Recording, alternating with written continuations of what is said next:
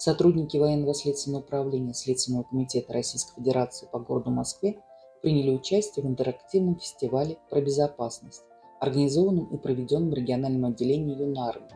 С целью дальнейшего взаимодействия сотрудники управления провели рабочую встречу с начальником штаба регионального отделения ЮНАРМИ по городу Москве Сергеем Васильевичем Михайловым. По результатам встречи налажено взаимодействие и достигнута договоренность о дальнейшем участии военных следователей в военно-патриотическом воспитании молодежи. В рамках проведения фестиваля юноармейцы ознакомились с криминалистической техникой, в том числе с комплектацией криминалистических комплектов новейшего образца, работой ультрафиолетовых осветителей для обнаружения следов, а также специализированных средств фото и видеофиксации. Подобные встречи вносят значительный вклад в подготовку будущих защитников Отечества и формирование у них патриотического сознания.